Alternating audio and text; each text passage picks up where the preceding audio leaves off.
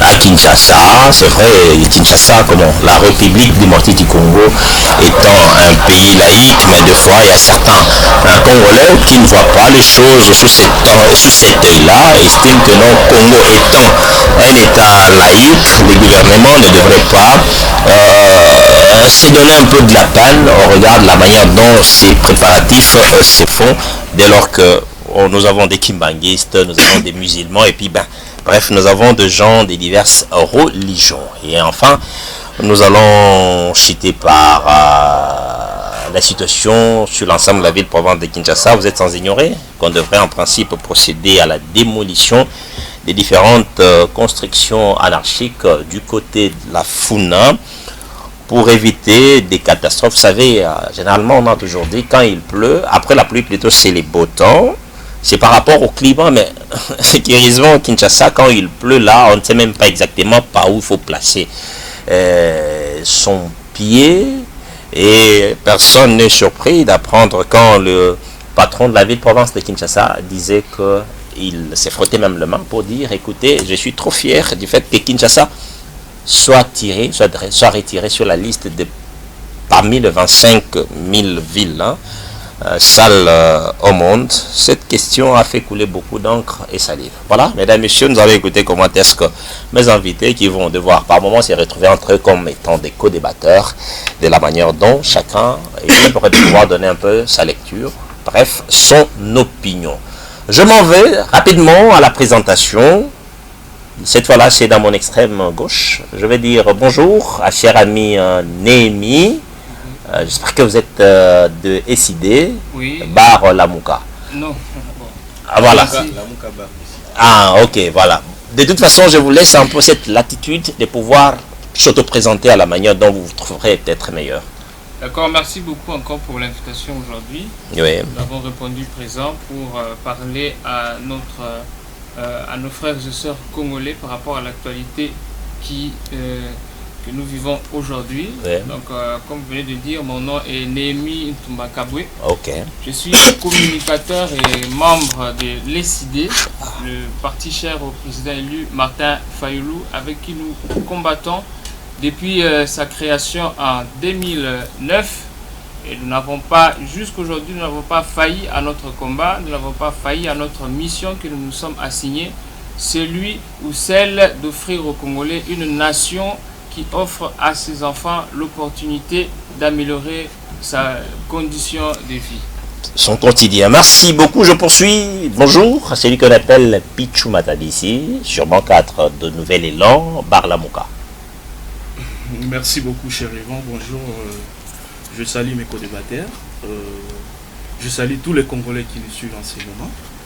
Je pense que Lamouka restera un seul. Il n'y a pas Lamouka LXLY. Là, ça insinue quoi, justement, cette précision. Oui, je pense que...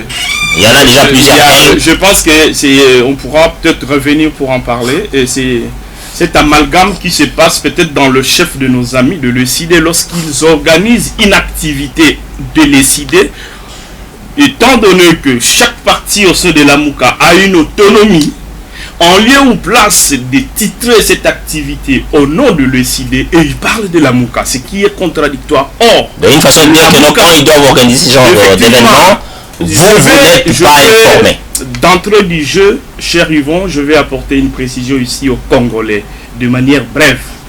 C'est-à-dire pour qu'on puisse s'engager un communiqué au nom de Lamouka, Lamouka est représenté selon le texte par un président, deux partis politiques. Okay. Entre autres, nos amis de l'ECID et nous de Nouvelle-Élan. Merci beaucoup. Lorsque un communiqué est donné au nom de Lamouka, il n'y a pas l'ECID, on ne peut jamais parler de Lamouka. Il n'y a pas Nouvelle-Élan, on ne peut jamais parler de Lamouka. Nous devons commencer à respecter les petits textes avant que nous sommes arrivés au pouvoir. Donc voilà, ça c'est une précision détaillée. Merci beaucoup. Vous n'avez pas la parole. Vous allez peut-être réagir dans votre temps d'antenne. Par là, cher ami, je ne pouvais pas d'entrée du jeu oublier de saluer les milliers, la population de la commune de Mongafoula qui m'ont accompagné pendant mon enrôlement le dimanche et ils ont bravé la pluie. Et ça a été vraiment, on a passé le message et c'était une réussite totale. Donc je salue nos amis de Mongafula, nous sommes soudés jusqu'au bout. Est-ce que ça, c'est pas déjà une campagne déguisée? Je suis reconnaissant à ma population, à ma base. Mais pourquoi ne pas attendre justement les moments? Parce que la CENI est là, qui va devoir fixer les moments. Merci, mon cher ami. Merci beaucoup. Merci. Je me tourne du côté droit. Je vais dire bienvenue, Madame Karine Pekela. Merci beaucoup, Monsieur Yvan. Bonjour à nos co-débatteurs. Bonjour à toute la population congolaise. C'est un plaisir pour nous de nous retrouver en ces lieux pour parler de l'actualité de notre pays. Merci. Merci beaucoup. Et je veux citer dans mon extrême droite. Je voudrais rassurer mon co-débatteur Matabissi en lui disant que ce n'est pas de la propagande. Lorsque vous dites que vous avez été vous faire enrôler, vous incitez les autres à se faire enrôler massivement. C'est qui n'est pas aussi mauvais. Lorsque vous vous reconnaissez d'une base, vous ne violez pas la loi électorale. Vous ne faites pas propagande. D'ailleurs, je renchéris en disant ceci. Je me suis fait enrôler. J'en appelle au Congo. 2 mots en bas. Je serai candidat député national. Je ne dis pas votez-moi maintenant pour que je ne tombe pas sur la violation de la loi électorale, mais j'ai dit je me présenterai. Vous qui pensez que nous pouvons apporter quelque chose, et surtout tenez bien, lorsque nous allons nous présenter, nous ne vous dirons pas que tel a été incompétent ou pas du tout. Nous vous dirons que nous avons un contrat que nous souhaitons signer avec vous, un pacte républicain. C'est-à-dire que nous vous dirons, nous ferons, en tant que députés, nous ferons ça, et ça, et ça, et élisez-nous. Au moment où nous serons en train de jouir de notre pouvoir, vous aurez chaque fois à nous interpeller parce qu'il y a un pacte républicain qui sera lié, qui nous liera d'avec vous pour éventuellement construire, donner les meilleurs de nous-mêmes pour les sorts de ces pays. Merci beaucoup. Allez, on commence déjà dans ce sujet avec vous. Parlons de 4 ans de la gestion de la République sous la direction de Félix Antoine Tshisekedi Tshilombo. 24 janvier 2019, 24 janvier 2023, ça fait exactement 4 ans depuis que Félix Antoine Tshisekedi est à la tête de la République. Mais vous avez suivi quand même un nouvel élan de Mouzito sous les 4 ans de Félix. Il parle d'un régime qui n'était pas préparé à gérer l'État. 4 ans d'improvisation. Vous avez quelle réaction quant à cette position? Lorsque Mouzito, que je salue en passant, dit que nous n'avons pas été préparés à gérer cet État, je me pose la question de savoir si lui a été préparé pour devenir Premier ministre. Rappelez-vous, il a été inspecteur des finances, il ne faisait pas de la politique, parce que son oncle ou un membre de sa famille, c'est-à-dire Yandi Kaka, le feu, là vous parlez de accédant au pouvoir, il est pris à côté pour préserver le pouvoir dans la famille. Allez-y comprendre qu'il ne peut pas donner des leçons. Ça, c'est d'abord un premier élément. Deuxième élément, lorsque Mouzito, Premier ministre, je vous démontre, hein, vous savez, lorsque le secrétaire général de l'UDPS, Augustin Kabouya, disait à un moment donné, je l'ai suivi à la télé, je l'ai suivi pour la première fois au début de l'année, lorsqu'il disait sur l'une des chaînes de la place, sur la politique, si vous me permettez, il a fait cette déclaration. Il dit le bilan de Félix Antoine Tshisekedi Tshilombo est largement positif. Non, il a dit, mais qu'est-ce qu'il raconte? C'est parce que je n'avais pas la même lecture que lui. Je n'avais pas les mêmes données que lui. Mais lorsque je me suis rendu compte, je suis allé chercher les éléments de réponse, je me suis dit, cet homme avait raison. Je le demande tout à l'heure. Mouzito, Premier ministre. La veuve, la pauvre veuve militaire. Vous savez, lorsqu'on dit Mamadou Dala, héros national. Lorsqu'on dit l'autre général, c'est qui? Baouma. Lorsqu'on cite ces héros, ok? Mais la question fondamentale... Ils sont d'ailleurs nombreux sur la liste. Ils sont nombreux. La question fondamentale, on ne se la pose pas. Mamadou Ndala vivant. Il ne répond pas à la question. Oh là là, je suis en train... Bon, moi j'ai posé... Oh là là là, j'ai posé la question, je suis en train de le gérer au regard du temps. C'est ceux qui nous suivent qui vont devoir constater si là ou là... Dans le temps, ils ne verront plus. Ok, très bien, merci. Oh là là, et donc quand même ceux qui nous suivent, ils ont besoin quand même d'écouter. Lorsqu'ils sont morts, ils ont laissé de veuves. Ok? Voilà comment Mouzito les a traités. À chacune d'elles, on payait par mois, et ça n'arrivait, ce n'était pas régulier, ces paiements, 30 000 francs congolais. Ok? 30 000 francs congolais qui équivalait à 14 $. À côté de ces 14 $, elles devaient payer la scolarité de leurs enfants. À côté de ces 14 000 $, le loyer, le besoin imminent pour la survie. Mais voilà comment cette veuve qui restait avait perdu l'autorité parentale. Vous savez pourquoi? Mais on le sait à Kinshasa.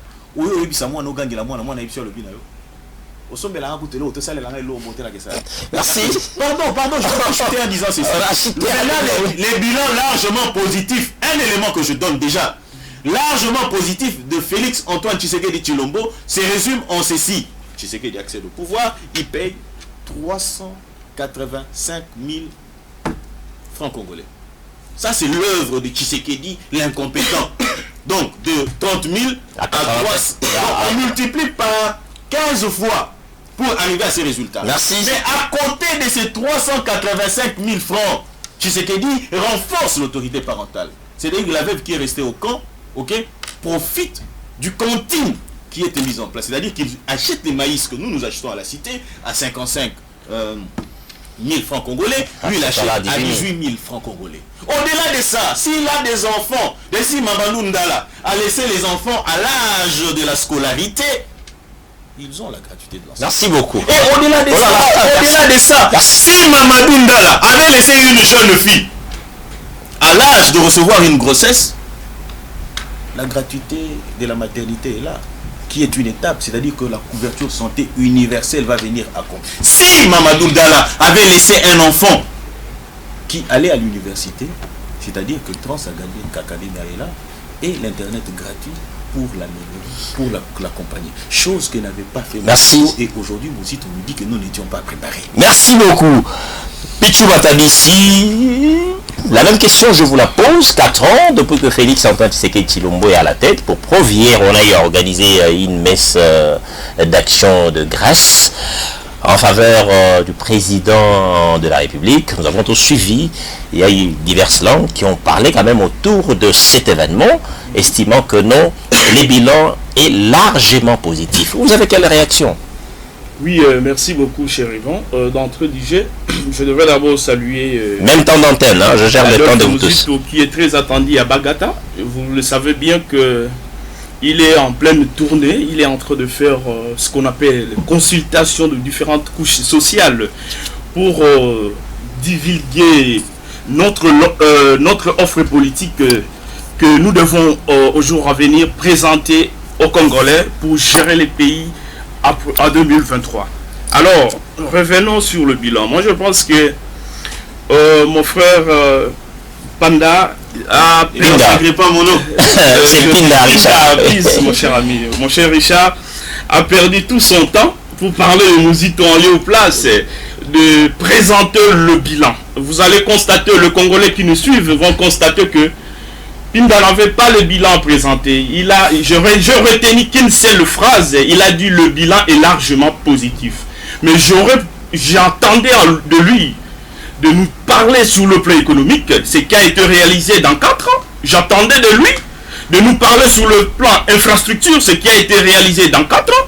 J'attendais de lui sur le plan sécuritaire, ce qui a été réalisé dans 4 ans.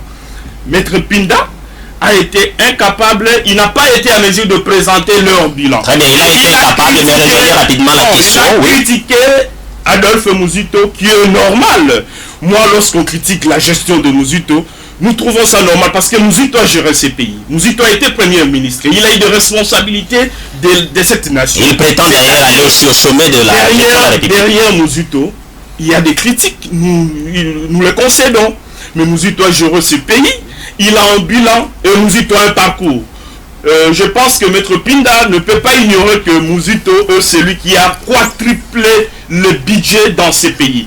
Il a retrouvé un budget de 850 millions de dollars, j'insiste, et l'a ramené jusqu'à 4 milliards de dollars en ressources propres. Ça, je le dis dans ce pays. Et vous, aussi, aujourd'hui, ce que nous avons alloué Vous êtes en train de maximiser, faire les efforts en termes de mobilisation des recettes. Vous avez augmenté le budget, mais malheureusement, jusqu'à ce jour, vous n'avez pas encore quadruplé le budget donc, vous du voulez pays dire comme que- a fait Adolphe Moussito. Non, attendez un peu. Les débats, c'est pas autour de vous deux. Voilà. Est-ce que je peux d'abord... Est-ce que je peux d'abord reprendre ma parole? Ok. On se calme? Merci. Merci beaucoup. Ici, c'est vrai, c'est un débat, mais il faut qu'on la fasse de manière pédagogique. Quand l'un parle, c'est l'autre qui se tait. S'il y a des choses qui sont dites et que cela ne plaise à l'autre, on note à côté, lors de son temps d'antenne, on rebondit. Merci. Allez, poursuivez. C'était d'ailleurs, Oui, oui. vous savez, à un moment donné, nous devons être réalistes et nous devons être beaucoup plus concrets. Nous savons d'où nous venons. Nos amis aujourd'hui de l'Union Sacrée nous ont passé le temps 2 ans durant au sein d'une coalition FCC Cash.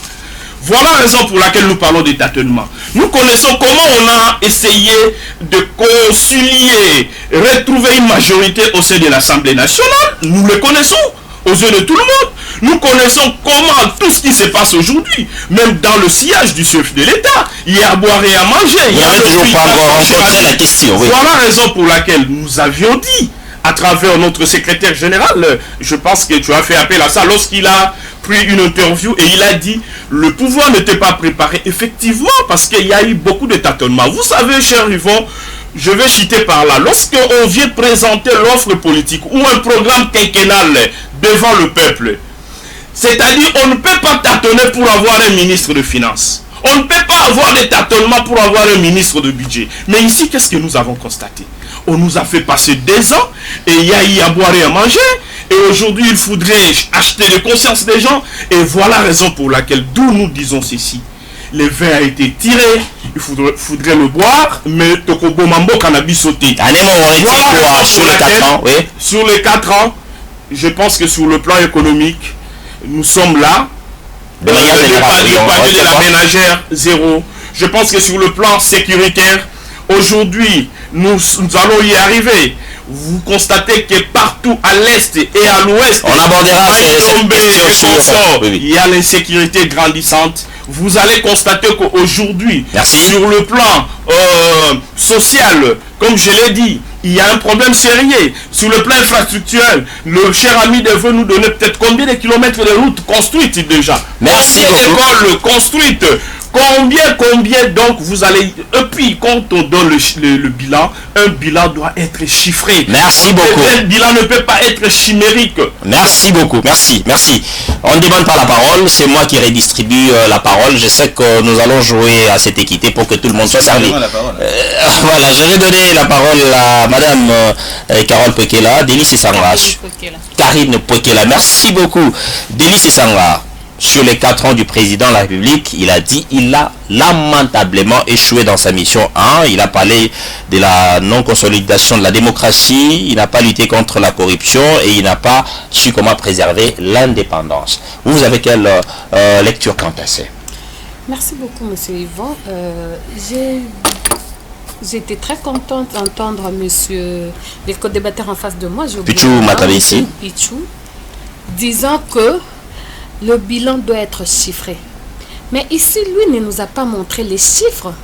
Lorsque Mouzitou a pris le pouvoir dans ce pays, il a dit Mouzitou a quadruplé le budget. A triplé le budget alors que... Il a parlé de quadruplé, oui. Il était à combien et Mouzitou l'a amené à combien? Il n'a pas donné de chiffres. Vous avez fait... Oh là là. Est-ce que je peux la sécuriser? Non. Franchement. S'il y a des choses qui bouillonnent en soi, en tout cas, je reste à votre temps d'antenne. Vous allez nous cracher ça. Oui. J'étais en train de dire, ici nous pouvons vous dire que le président Félix a trouvé le Congo avec un budget de 4 milliards et aujourd'hui on est à 16 milliards. Il a dit qu'on n'a pas même triplé.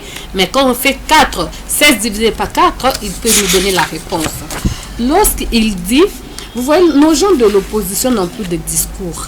Quand vous lui demandez dans quel domaine Félix a échoué, il vous dira tout. Le plan social. Qu'est-ce qu'ils entendent par le plan social? Aujourd'hui, Maître Pinda nous a démontré ici une veuve qui recevait 15 $ ou 30 000 francs congolais et qui devait envoyer ses enfants à l'école. les enfants qui étudient à l'école primaire et ceux qui sont à l'université. Elle devait payer le Minerval. Et pour ceux qui sont à l'école primaire et pour ceux qui sont à l'université. Aujourd'hui, Félix au pouvoir, il a rendu cet enseignement primaire et secondaire gratuit.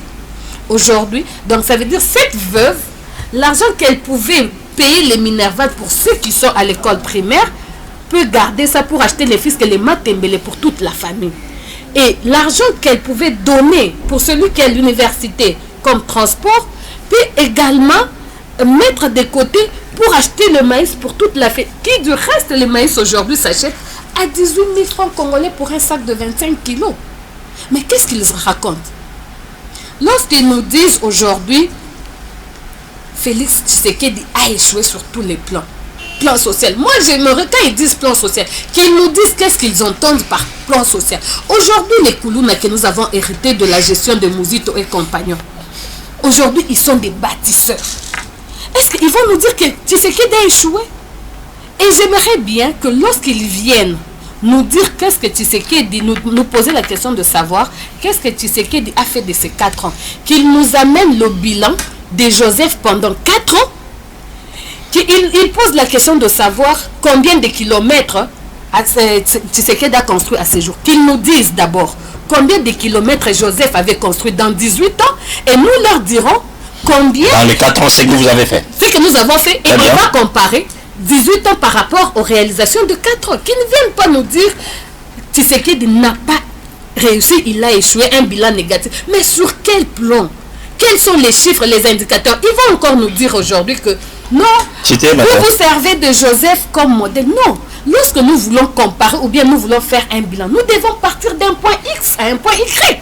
Donc ça veut dire qu'aujourd'hui, nous ne pouvons pas être au pouvoir et dire que ou bien eux peuvent nous reprocher de n'avoir rien fait alors qu'il faut toyeba. Joseph a tiré combien? Joseph nous a laissé un bilan de 4 milliards. Aujourd'hui, on est à 16 milliards. Qui nous contredisent? Merci beaucoup. Allez, c'est mon ami Némi, c'est ça que vous avez dit, Némi Toumba. Ok, communicateur SID par Lamouka. Non, de l'SID, en tout cas, je vais un peu... Attendez, mais quand vous dites SID tout court, ça veut dire quoi? Non, ça veut dire... Merci beaucoup d'abord pour la question. Vous vous déportez un peu de cette couverture de Lamouka? Non, Lamouka reste un et indivisible. Je vais piquer sa phrase, mais je vais un peu aller bien au-delà. Okay. Je ne vais pas entrer dans ces débats où les amis de Nouvelle-Zélande nous emmènent. Okay. Je salue et je félicite encore le courage et la constance du président élu Martin Fayulu et son combat qu'il continue à mener jusqu'aujourd'hui. Imperturbable. Très bien. Oui, sans concession. Et aujourd'hui, il y a des amis qui vont venir nous parler et reprocher à l'ECD et reprocher, je ne sais pas quoi, au président élu Martin Fayulu. Mais nous sommes restés auprès du peuple. Nous ne nous sommes pas laissés séduire par quelconque proposition. Je ne vais pas entrer dans ces débats parce que ça ne fait pas partie du sujet. Aujourd'hui, nous parlons sur le bilan de M. Félix Tshisekedi, c'est-à-dire la question qui se pose lorsqu'on parle du bilan de M. Félix Tshisekedi. Il s'agit de savoir quel a été le sort de la population pendant ces 4 ans.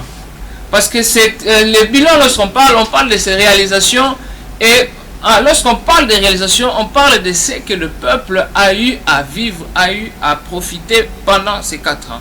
Et pour répondre à cette question de bilan, moi, les amis à la télé s'attendent peut-être à ce que, comme je suis de l'ECD, je puisse garder notre discours, c'est-à-dire que je puisse dire tout haut que le bilan a été négatif.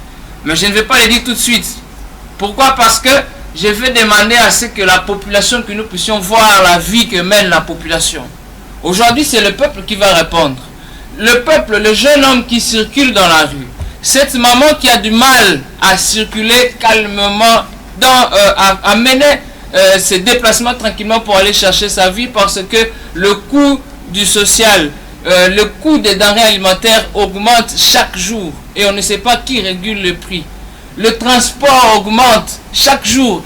On ne sait pas qui régule ce domaine-là. Donc, c'est ces jeunes-là dans la rue, c'est ces jeunes-là dans la famille. Aujourd'hui, c'est tout le monde qui se plaint du taux du dollar qui augmente. Les co-débatteurs ici nous parlent des du budget qui a augmenté. Mais quel est l'impact de ce budget? Autant de millions, autant de milliards, quel a été son impact sur le vécu quotidien de la population? C'est ça la question même à se poser. Et moi, je vais me mettre dans la peau de cette population-là qui vit chaque jour au quotidien à la maison et qui voit que ces peuples, il y a des chiffres qui s'annoncent, il y a eu détournement de autant, il y a eu corruption de autant, des milliards et des milliards, mais dans ma vie propre, lorsque je vis au quotidien, il n'y a aucun impact de ce pouvoir. Aujourd'hui, quel est ce jeune? Très bien, allez, en un mot, qu'est-ce qu'on peut retenir? Une conclusion sur cette question autour de caption de la gestion de la République. Conclure par rapport à cette question, je veux dire par rapport à tout ce que je viens de citer, je ne suis pas encore entré en profondeur. C'est comme pour dire, et je vais revenir d'abord à la genèse de ce pouvoir. Ce pouvoir ou ce régime souffre d'un péché originaire. La façon dont elle est entrée, ce pouvoir est entré dans la gestion, d'abord il y a un manque de légitimité.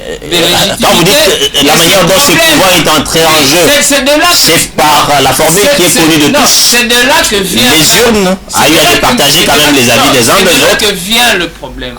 Parce que un pouvoir qui n'émane pas de la volonté du peuple ne servira pas le peuple.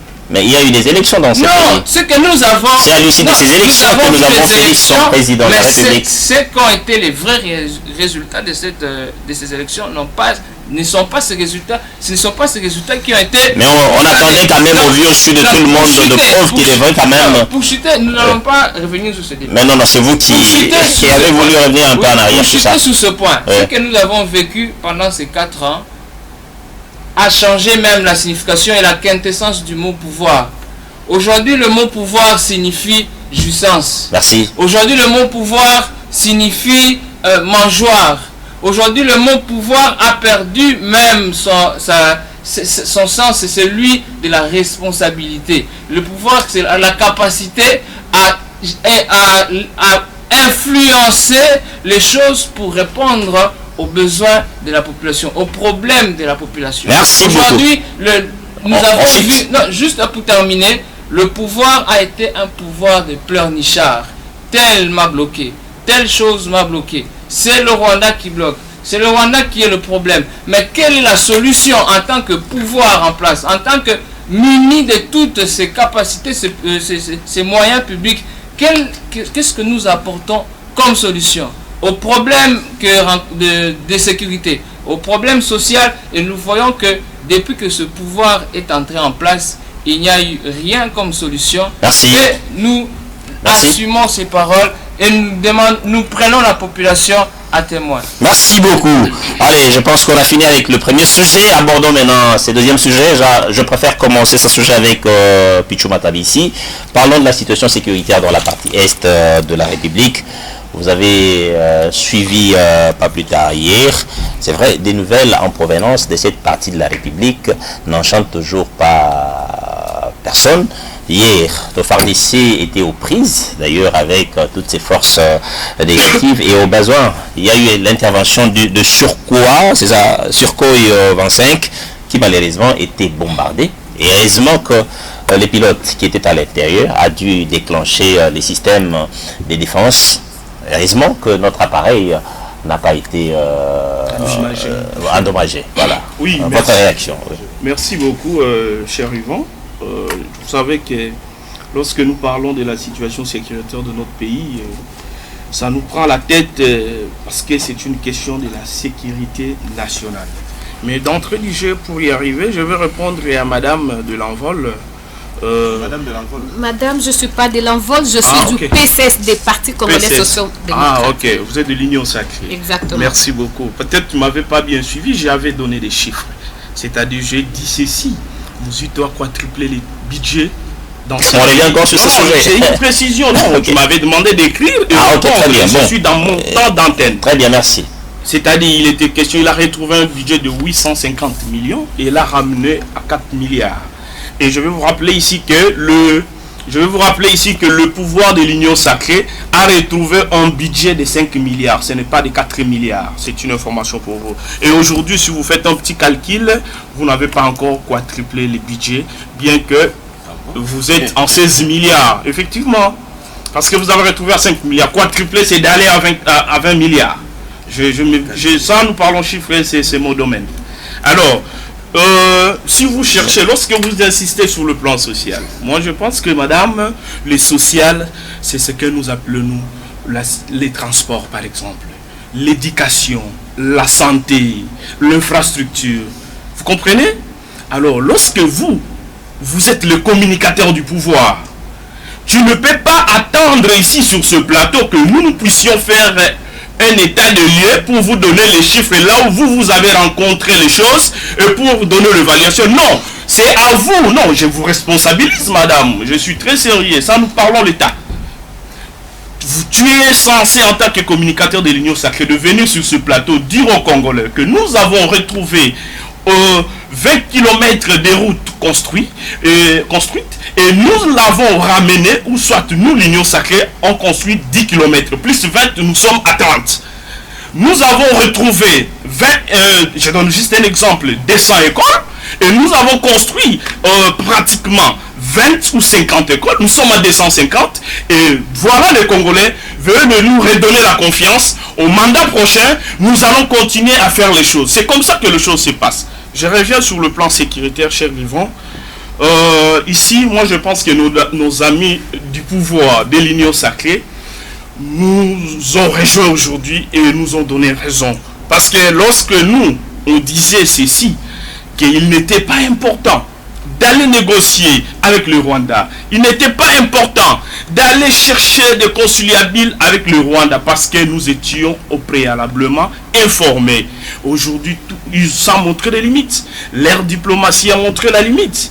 Et ça n'a pas permis, ça a dégénéré la situation sécuritaire. C'est que nous déplorons tous parce qu'aujourd'hui, nos frères sont en train de passer des moments difficiles. Vous savez, lorsque vous arrivez dans ces pays, disons, il y a un village appelé Salamabika. Salamabila, là dans les Maniema. Oui, vers Maniema. Les femmes, on viole les droits des femmes, cher ami.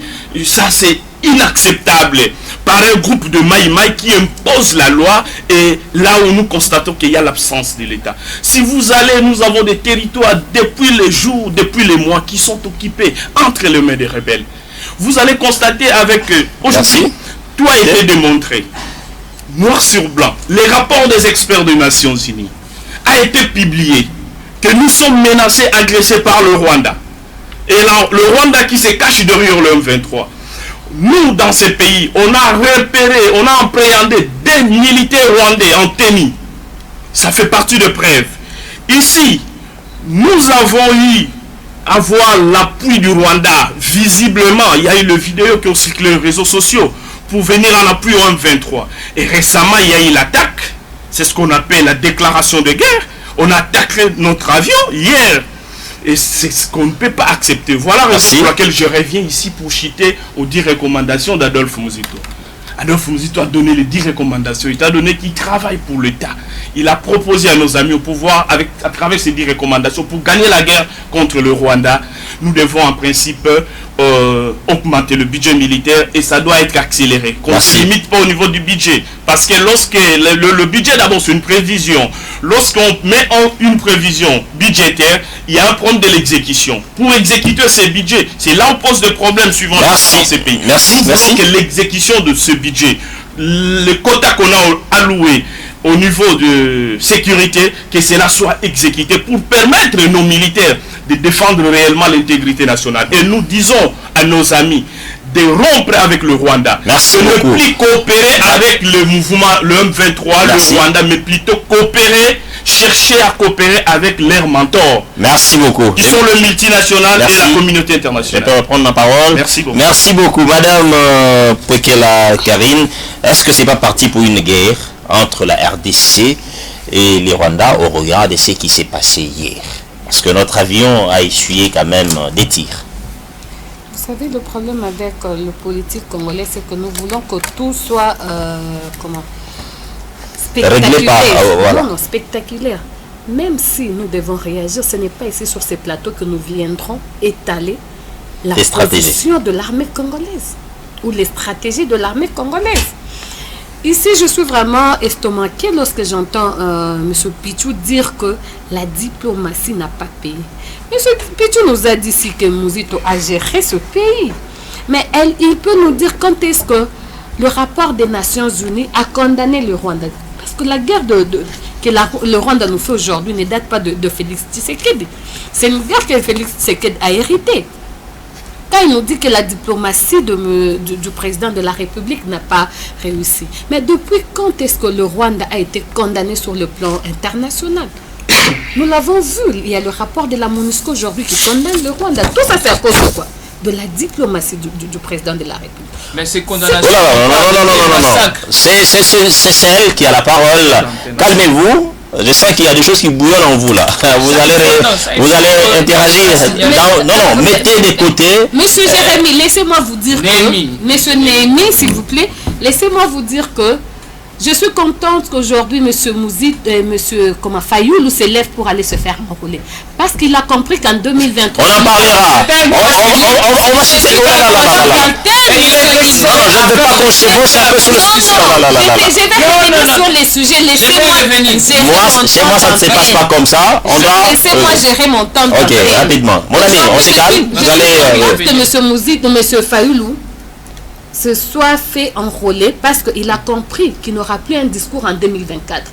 Il avait interdit aux Congolais d'aller voter avec les machines, non? Mais après, il nous dit qu'il avait gagné les élections. Par quelle magie? Il ne faut pas entrer dans les choses que vous ne maîtrisez pas. J'étais en train de... Oh là là. Est-ce qu'on peut se calmer? C'est comme ça que ça se passe ici. Hein? C'est comme ça que vous allez nous gérer. Vous dites que nous sommes en démocratie pendant qu'on m'accorde mon temps de parole. Vous voulez chiffer? Ah ok, laissez-la. Vous risquez même de la faire perdre le fil d'idée. Vous allez réagir. Oh là là, on ne doit pas parler politique. Nous sommes dans un débat. On doit la respecter. Nous sommes en direct. Il y a des autorités qui nous suivent aussi. Oui. Vous avez totalement raison. Oh là là, en tout cas, madame, poursuivez. Et citez d'ailleurs. J'étais en train de dire que cette diplomatie de M. Félix Tshisekedi a payé parce qu'aujourd'hui, non, j'étais au point de dire, si M. Tshisekedi, en son temps, président de la République, avait levé l'option de faire directement la guerre au Rwanda, on allait nous condamner par tout le monde en disant que nous avons agressé les Rwandais. Mais Félix, c'est par sa diplomatie qu'il a d'abord arrivé à faire dire à tout ce monde-là qui soutient le Rwanda que c'est le Rwanda qui nous a agressés. Maintenant, avec ce qui s'est passé hier, attendons voir la suite. Très bien, merci. Félix Tshisekedi n'est pas une femme pour que le Rwanda vienne marcher dessus. Merci beaucoup. Allez, mon ami, puisque vous cherchez la parole, je vous l'accorde. Je vais commencer par une question. Qui nous a amené... Mais vous ne m'avez pas laissé vous poser la question. Je vais directement répondre à madame. Je vais dire, c'est vrai qu'elle elle est ma mère, là je ne concède pas. Mais là nous sommes sur un terrain politique, nous sommes tous des acteurs. Et nous sommes tous en train... Donc il ne faut pas se respecter mutuellement. On se respecte mutuellement, mais autour de la table ici, on analyse. Mais je n'ai manqué de respect à personne. On peut se calmer. Qui nous a amené Kagame ici, au stade de Martyrs, et il a été plébiscité, on l'a acclamé partout. Yonani Oboya Kagame. Ça veut dire quoi? Ça insinue quoi?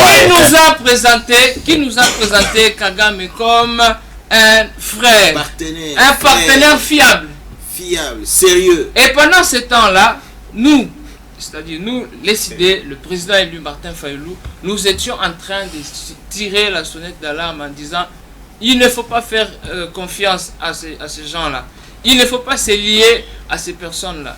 Déjà, bien avant ce pouvoir, madame a raison lorsqu'elle dit que la guerre a commencé il y a longtemps. Mais pendant longtemps, la première personne à dénoncer le Rwanda, je ne dirais pas que c'est leur régime, c'est le président élu Martin Fayoulou, en son temps, député national, au Quai d'Orsay. Lorsqu'il disait, il dénonçait déjà le Rwanda comme agresseur, il dénonçait déjà le Rwanda et Kagame comme le premier acteur de l'insécurité en République démocratique du Congo. Et nous continuons. Nous avons organisé des marches ici. Je vais rappeler tous nos amis de l'ECD, nous rendons hommage à notre frère et ami Davin Kalala. Nous avons organisé une grande marche pour dire non à l'agression rwandaise. Nous avons été violemment réprimandés et notre frère Davin Kalala a été tué pour ça. Pendant cette marche, alors que nos amis de l'Union Sacrée nous chantaient la fraternité de M. Kagame. Aujourd'hui, lorsqu'on se met, je ne sais pas, par rapport à ce qui s'est passé, il parle de dénonciation. Ce sont des choses et ces dénonciations, nous les avons toujours faites. Et le regret que nous avons aujourd'hui, c'est de voir que nos frères continuent à être tués. Aujourd'hui, ils continuent à dénoncer le Rwanda. Jusqu'à la conférence de Davos, j'ai suivi ce que M. Félix a dit, mais j'ai regardé l'information pas plus tard qu'aujourd'hui.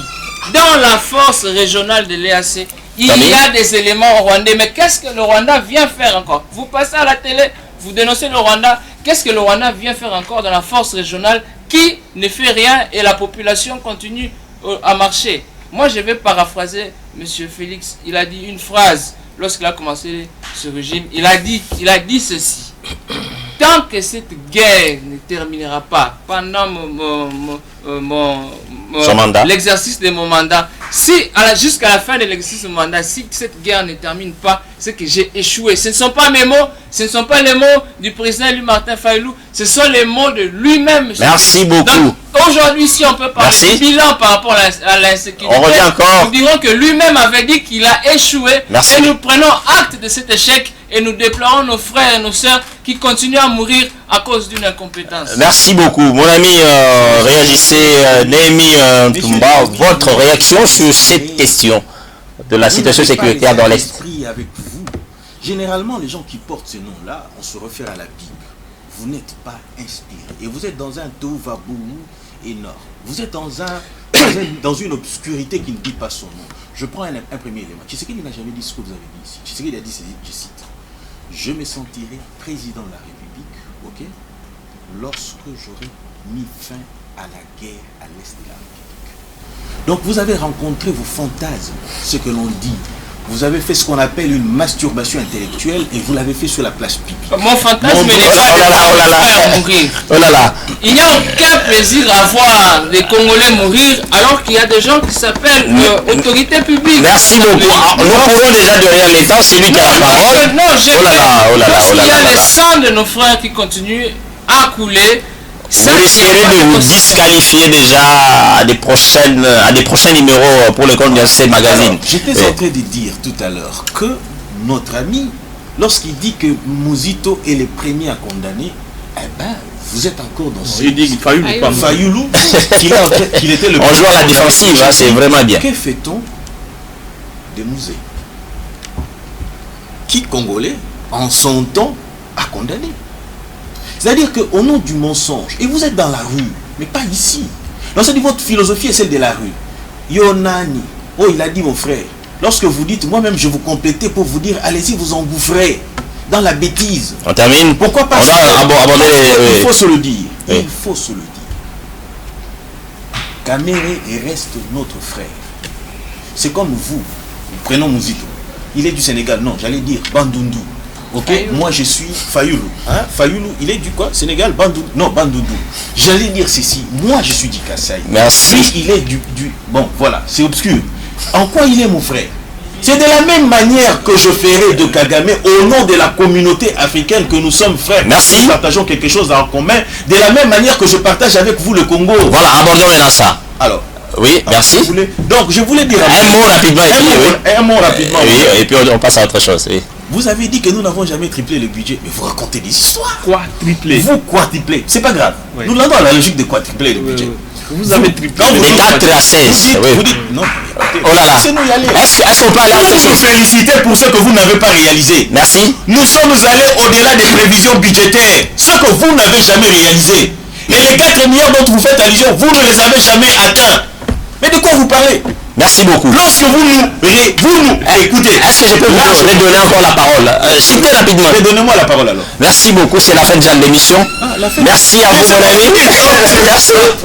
Merci à mon ami Némi Tumba, c'est ça? merci à Pichou Matabisi. Merci à Madame Karine Kwekela. On se retrouve prochainement et on vous dit au revoir. C'est pas Merci. vous.